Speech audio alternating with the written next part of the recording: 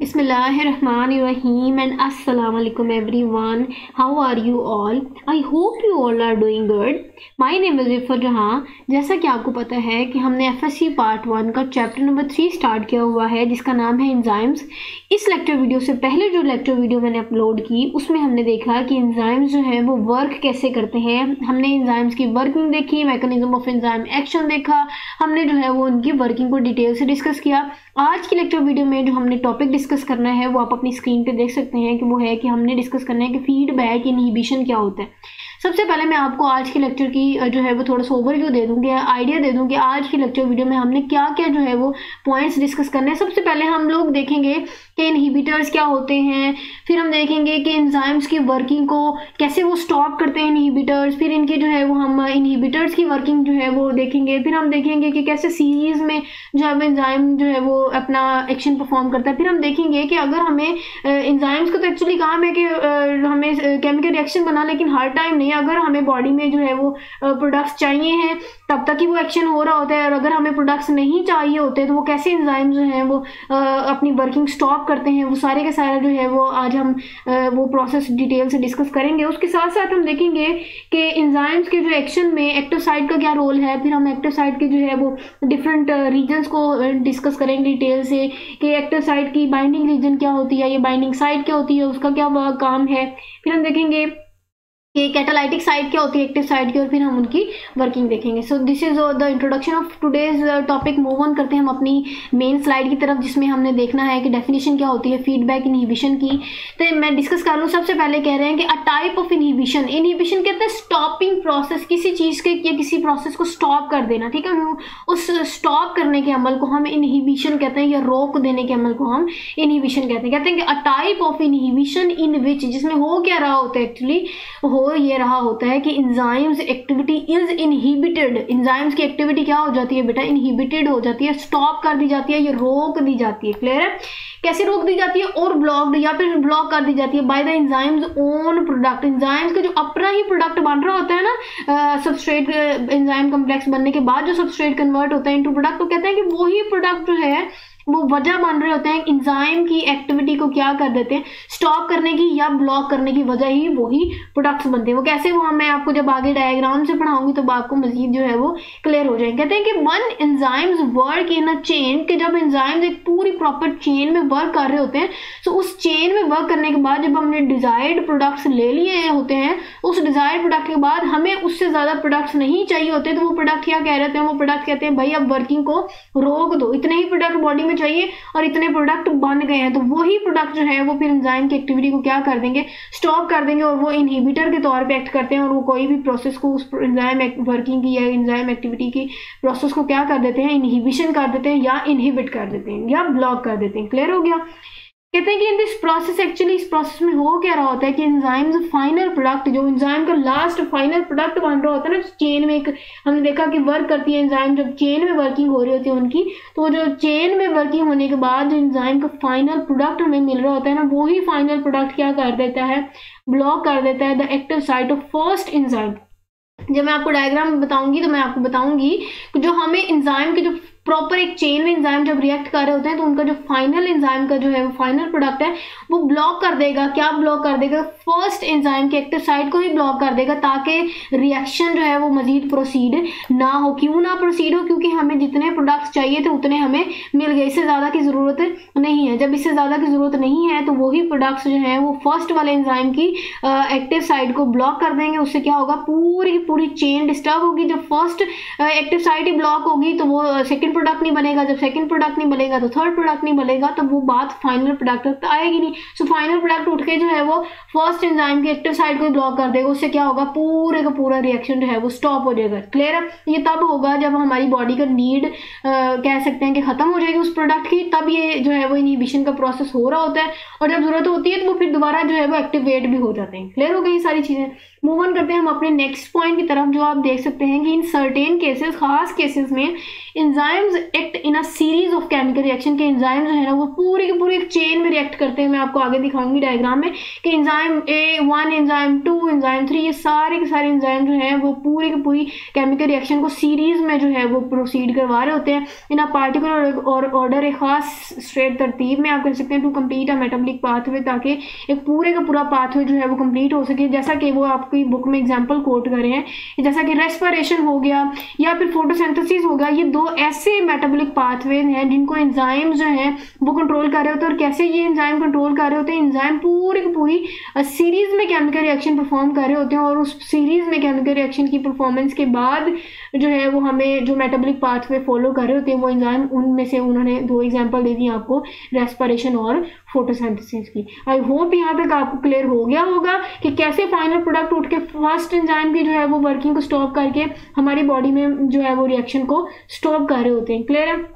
Move on करते हैं हम अपनी नेक्स्ट स्लाइड की तरफ, जिसमें हमने देखना है नेक्स्ट पॉइंट, और वो है कि the successive enzymes containing these reactions are normally present together in a precise order of reaction such that substrate molecule transformed from one enzyme to another forming a enzyme to enzyme chain।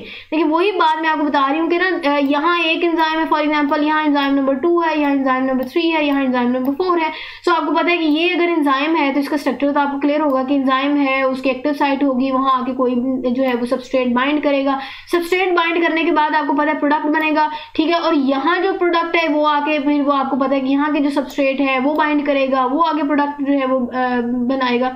सो कह रहे हैं कि जो enzymes है ना वो पूरी की पूरी स्ट्रेट चेन में जो है वो अपने आप को अरेंज करते हैं, और पूरी की पूरी स्ट्रेट चेन में एंजाइम टू एंजाइम जो है वो वर्किंग परफॉर्म कर रहे होते हैं। और कैसे वर्किंग परफॉर्म कर रहे होते हैं कि एक सबस्ट्रेट की बाइंडिंग के बाद जो हमें प्रोडक्ट मिल रहा होता है वो फिर प्रोडक्ट आगे जो है वो एंजाइम प्रोसीड कर रहा होता है। क्लियर है? ये अभी तक तो आपको इतनी खास समझ में आएगी। जब मैं आपको डायग्राम दी तो मैंने आपको थोड़ी सी बताने के लिए बनाई, इसकी प्रॉपर जो मैं आपको आगे डायग्राम बताऊंगी सो आपको मजीद क्लियर हो जाएगा। चलिए जी, इसका सेकंड जो है वो स्लाइड का पॉइंट डिस्कस करते हैं, जो कि है कि इन दिस वे, इस तरीके से कि the product of one step in the pathway are transferred to the enzyme catalyses the next step. कह रहे हैं कि ये जो यहाँ से जो प्रोडक्ट ये बनेगा वो अगले जो है वो एंजाइम की कैटालाइसिस को क्या करेगा, प्रोसीड करवा रहा होता है। क्लियर है? And next step and the final product block the active site of the first. For an example कि यहाँ जो एंजाइम साइड की जो है वो बाइंडिंग हुई सबस्ट्रेट की, जो हमें यहाँ का फाइनल प्रोडक्ट मिला, वो फिर क्या कर देगा, वो इस फर्स्ट एंजाइम की जो है वो एक्टिव साइट को ब्लॉक कर देगा, ताकि ये जो सीरीज ऑफ रिएक्शन हो रहा था, एंजाइम जो कंट्रोल कर रहे थे सीरीज ऑफ रिएक्शन को, सीरीज ऑफ केमिकल रिएक्शन को, उनका जो है वो ट्रांसफर स्टॉप हो जाए।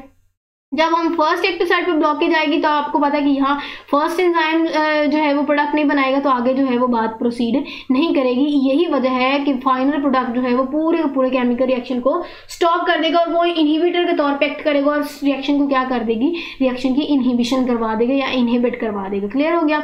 आगे वो कह रहे हैं कि as a result the whole process is stop. मैंने आपको बता दिया कि ऐसे ब्लॉक जाने के रिजल्ट में सारे के सारे प्रोसेस जो है वो स्टॉप हो जाता है। जैसा कि वो आपकी एग्जाम्पल दे रहा है ग्लाइकोलाइसिस की, कि ग्लाइकोलाइसिस का प्रोसेस एंजाइम्स जो है वो परफॉर्म कर रहे हैं। जब हमें स्पेसिफिक प्रोडक्ट्स मिल जाते हैं उसके बाद जो है वो फाइनल प्रोडक्ट जो है वो फर्स्ट एंजाइम की वर्किंग को स्टॉप कर देता है, ताकि पूरी की पूरी चेन जो है वो स्टॉप हो जाए, डिस्टर्ब हो जाए, और पूरे का पूरा जो है वो केमिकल रिएक्शन स्टॉप हो जाए। क्लियर है? ग्लाइकोलाइसिस की आपकी एग्जांपल दे दी कि जब हमें डिजायर्ड प्रोडक्ट मिल जाते हैं उसके बाद रिएक्शन स्टॉप होना होता है। वो कैसे स्टॉप होना होता है वो मैंने आपको बता दिया।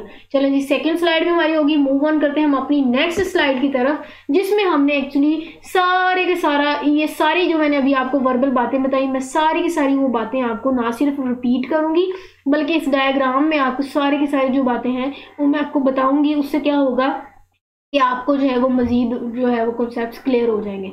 बात करें ना, अगर आप इस डायग्राम को ही समझ लेना तो आपको पूरे का पूरा टॉपिक जो है वो फीडबैक इनहिबिशन का समझ आ जाएगा। जैसे हमने पीछे डायग्राम देखी थी ना, ES कम्प्लेक्स, और फिर हमने प्रोडक्ट बनाया, उससे हमें पूरे का पूरा एंजाइम का जो है मैकेनिज्म समझ आ गया था।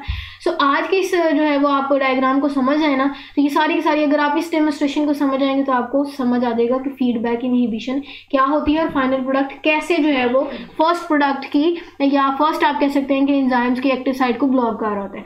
चलो चलिए सबसे पहले हम देखेंगे कि ये जो आप ए देख सकते हैं इसको हमने एंजाइम ए कह दिया, इसको हमने एंजाइम बी कह दिया, इसको हमने एंजाइम सी कह दिया, ये एंजाइम डी है और ये जो एंजाइम ई है ये हमें फाइनल प्रोडक्ट दे रहा है। सो ये जो है डायग्राम आप समझते जाएंगे। इस डायग्राम में हमने पीछे भी डिस्कस किया था ना कि सीरीज ऑफ एंजाइम्स जो है वो अपने आप को सीरीज में अरेंज करेंगे और फिर जो है वो एक रिएक्शन प्रोसीड करेगा जिसके रिजल्ट में फाइनल प्रोडक्ट बनेगा। अब यहाँ बात समझने वाली है कि अगर तो फाइनल प्रोडक्ट की अमाउंट हमें जितनी चाहिए उतनी डिजायर्ड अमाउंट हमें मिल जाएगी तो हमारी बॉडी में वो रिएक्शन जो है वो स्टॉप करवा दिया जाता है, और अगर जो है वो हमें फाइनल प्रोडक्ट की अमाउंट मजीद चाहिए होती है तो ये रिएक्शन जो है वो ऐसे सीरीज में चलता जाता है। लेकिन फॉर एन एग्जांपल कि हमें इतना ही प्रोडक्ट चाहिए और हमें डिजायर्ड अमाउंट में प्रोडक्ट मिल गया, अब क्या करेगा, अब ये जो फाइनल प्रोडक्ट का जो आप देख सकते हैं कि फाइनल प्रोडक्ट का जो एंजाइम ई है ना, यहाँ का जो फाइनल प्रोडक्ट हमें मिला यही जो है वो प्रोडक्ट जाके एंजाइम ए की एक्टिव साइट को ब्लॉक कर देगा।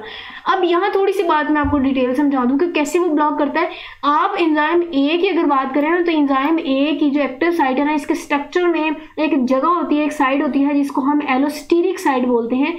उस एलोस्टेरिक साइड में ये जो एंजाइम है ना ये जाके बाइंड करवाती है। कुछ ऐसी ट्राइंगुलर शेप होती है एंजाइम की, वो ट्राइंगुलर शेप जो प्रोडक्ट है वो जाके एंजाइम के एक्टिव साइट की जो है एलोस्टेरिक साइट, उसमें कुछ ऐसी जो है वो आप कह सकते हैं कि शेप में होती है, उस शेप में जाके ये अपने आप को क्या करवा लेते हैं, बाइंड करवा लेते होते हैं। क्लियर है? तो ये जो प्रोडक्ट है वो फर्स्ट एंजाइम की एलोस्टेरिक साइड पर जाके अपने आप को बाइंडिंग शो करने के बाद क्या करेंगे, उनकी जो है वो एक्टिव साइट की ब्लॉकेज की वजह बनेंगे, जिसकी वजह से कि सारी की सारी जो है वो सीरीज में क्या आएगा, ब्लॉकेज आएगा, स्टॉप हो जाएगी। जब आपको पता है कि फर्स्ट एंजाइम के जो है वो प्रोडक्ट ही नहीं बनेंगे तो जाहिर है कि वो दूसरा एंजाइम भी उसको एज अ सबस्ट्रेट नहीं लेगा। जब एज अ सबस्ट्रेट नहीं लेंगे तो आपको पता है कि वो नेक्स्ट प्रोडक्ट नहीं बना सकते, जिसकी वजह से ये पूरी की पूरी सीरीज जो है वो रिएक्शन की डिस्टर्ब होती है और ये पूरे का पूरा रिएक्शन स्टॉप कर दिया जाता है। किससे स्टॉप करवा दिया जाता है? उस फाइनल प्रोडक्ट से स्टॉप कर दिया जाता है जो कि हमें मिल जाता है। क्लियर हो गया? एलोस्टेरिक साइड समझ आ गई आपको, समझ आ गया कि कैसे फाइनल प्रोडक्ट जाके जो है वो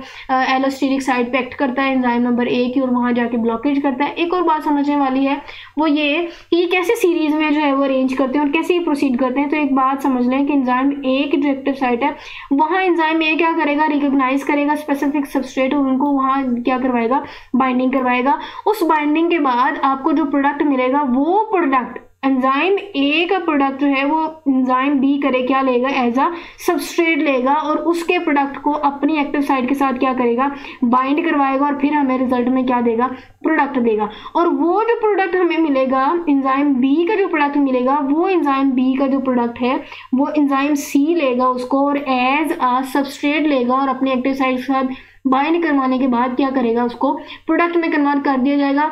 अब इसका जो प्रोडक्ट है वो जो है वो enzyme D as a substrate act करवाएगी, उसको एज अ सबस्ट्रेट लेगी और बाइंड करवाएगी अपने एक्टिव साइट के साथ और फिर हमें क्या करेगी, उसको उस सबस्ट्रेट को कन्वर्ट कर दिया जाता है इनटू प्रोडक्ट। और वो जो एंजाइम डी का जो प्रोडक्ट है उसको हमने कह दिया कि फाइनल प्रोडक्ट जो हमें चाहिए था। अब फॉर एन एग्जाम्पल हमारी बॉडी में अब जैसा कि आपने होम्योस्टेसिस का जो है वो रिएक्शन देखा होगा कि होम्योस्टेसिस का रिएक्शन ऐसा होता है कि जो हमारी बॉडी जो है वो इक्विलिब्रियम में रहती है, इंस्टेड के हमारी इन्वायरमेंट में जो भी जो है वो इन्वायरमेंटल चेंजेस हो रहे हैं, हमारी बॉडी ने जो है उनका जो मेटाबॉलिज्म है वो बिल्कुल आप कह सकते हैं इक्विलिब्रियम में होता है। उसकी यही वजह होती है, वो फीडबैक जो है वो इनहिबिशन के प्रोसेस से ही डिफरेंट हमारी बॉडी में जो है वो ज़रूरत के मुताबिक प्रोडक्ट्स बन रहे होते हैं और जब हमें उस रिएक्शन की ज़रूरत नहीं होती तो वो स्टॉप कर दिए जाते हैं। ये नहीं कि एंजाइम का काम है कि जी किसी भी रिएक्शन को स्टार्ट करना तो अब वो स्टार्ट ही होता जाए, वो कभी खत्म ना हो, ऐसा नहीं है। जब हमें ज़रूरत होती है तब वो स्टार्ट करवा दिए जाते हैं और जब हमें ज़रूरत होती है कि नहीं अब उसको होने की ज़रूरत तब फिर वो क्या करवा दिया जाएगा, फाइनल प्रोडक्ट से ही उनकी पूरी की पूरी सीरीज को स्टॉप करवा दिया जाएगा, जिसके रिजल्ट में हमारा वो केमिकल रिएक्शन जो है वो स्टॉप हो जाता है। क्लियर हो गया? ये सारी बातें आपको क्लियर हो गई। चलें जी आज की लेक्चर वीडियो का लास्ट जो है वो स्लाइड डिस्कस करते हैं जिसमें हमने रोल ऑफ एक्टिव साइट देखना है कि एंजाइम एक्शन में एक्टिव साइट का क्या रोल है। मैंने आपको कहा कि एक्चुअली एक्टिव साइट का ही तो बेसिकली रोल ही सारा एक्टिव साइट का है कि एक्टिव साइट पे ही आके बाइंडिंग होनी होती है और वहाँ ही जो है वो सबस्ट्रेट में बाइंड होने के बाद प्रोडक्ट में कन्वर्ट होना होता है। बाकी तो सारे का सारा आपको पता है कि वो ग्लोबुलर स्ट्रक्चर दे रहा होता है एंजाइम का। बेसिकली एंजाइम का वर्किंग आप कह सकते हैं कि साइट तो एक्टिव साइट ही होती है। चलें जी इसकी थोड़ी सी हम रोल देख लेते हैं। मैंने रोल आपको एक तो बता दिया कि जी इसका सारे का सारा रोल है कि ये पूरे की पूरी इसकी वर्किंग को कंट्रोल कर रहा होता है। इसके हम टू डेफिनेट इसके रीजन्स की बात करेंगे। एक को हम जो है वो बाइंडिंग साइट कहते हैं, दूसरी को कैटालाइटिक साइट कहते हैं। बाइंडिंग साइट का आपको नाम से अंदाजा होगा कि एक्टिव साइट के जो बाइंडिंग साइट है उसका काम होगा कि वो किसी सबस्ट्रेट को जो है वो बाइंड करवाएगा, और बाइंड करवाने के बाद जो है वो एंजाइम सबस्ट्रेट कम्प्लेक्स बनेगा, और जाहिर है फिर वो बात आगे कैटालाइटिक साइट की जो है वो रिएक्शन को एक्टिवेट करने के लिए बात उधर तक जाएगी, और फिर उसके बाद जो है वो हमारा कैटालाइटिक साइट जो है वो एक्टिवेट हो जाएगी और फिर वो अपना काम परफॉर्म करेगी। हम रीडिंग कर लेते हैं, आपको मजीद क्लियर हो जाएगा। पॉइंट नंबर 1 है बाइंडिंग साइट कहते हैं it helps the enzymes in recognize of substance, कि इसका काम है कि ये एंजाइम को जो है वो हेल्प करवा रही होती है रिकॉग्निशन में, किसकी रिकॉग्निशन में, स्पेसिफिक सबस्ट्रेट की रिकॉग्निशन में, ताकि वो आके बाइंड हो सके। और दूसरा इसका काम है कि binding of a proper substrate, ना सिर्फ इन्होंने रिकॉग्नाइज करने होते स्पेसिफिक सबस्ट्रेट बल्कि उनकी बाइंडिंग भी करवानी होती है। नाम से ही आपको क्लियर हो गया कि इन्होंने क्या करवाना था, इन्होंने बाइंडिंग करवानी होती है। नेक्स्ट वो कह रहे हैं बाइंडिंग होने के बाद आपको पता है जो कम्प्लेक्स बनना था उस कम्प्लेक्स को हमने क्या कहा था, एंजाइम सबस्ट्रेट कम्प्लेक्स। तो कहने के मतलब है कि बाइंडिंग साइट में ही एंजाइम सबस्ट्रेट कम्प्लेक्स बनेगा। दिस रिएक्शन आल्सो एक्टिवेट, अब ये रिएक्शन जो है वो बाइंडिंग साइट का रिएक्शन, या आपको पता है जब एंजाइम सबस्ट्रेट कम्प्लेक्स बन गया उसके बाद बात प्रोडक्ट तक जानी है, और उसके लिए प्रोडक्ट तक जाने के लिए जाहिर है कैटालाइसिस होनी है, ये कैटालाइटिक आप कह सकते हैं रिएक्शन होना होता है। तो अब यहाँ तक बात होने के बाद ये क्या करेंगे, ये कैटालाइटिक साइट को क्या करेंगे, एक्टिवेट कर देंगे। बाइंडिंग साइट का काम क्लियर होगा कि यहाँ तक का कम्प्लेक्स बनाने के बाद वो अगली साइट को एक्टिवेट करेंगे कि बस ठीक है अब मेरा काम हो गया, अब अगला काम तुम करो। उसका क्या काम है वो हम देख लेते हैं। कहते हैं कि it catalyses the transformation of the substrate into product. इसका क्या काम होता है कि इसका काम जो है वो सबस्ट्रेट को कन्वर्ट करवाना होता है। किस में कन्वर्ट करवाना, प्रोडक्ट्स में कन्वर्ट करवाना। क्लियर है।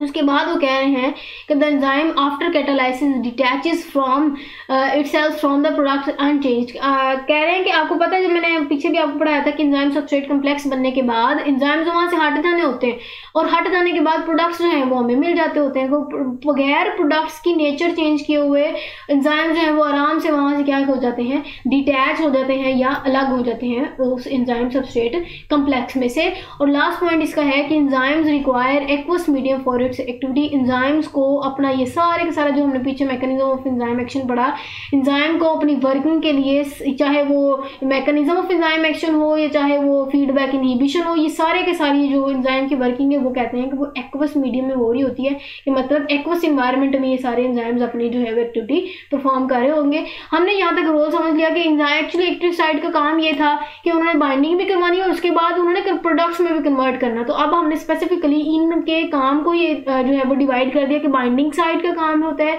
वो बाइंड करवाता है और एंजाइम सबस्ट्रेट कम्प्लेक्स बनता है।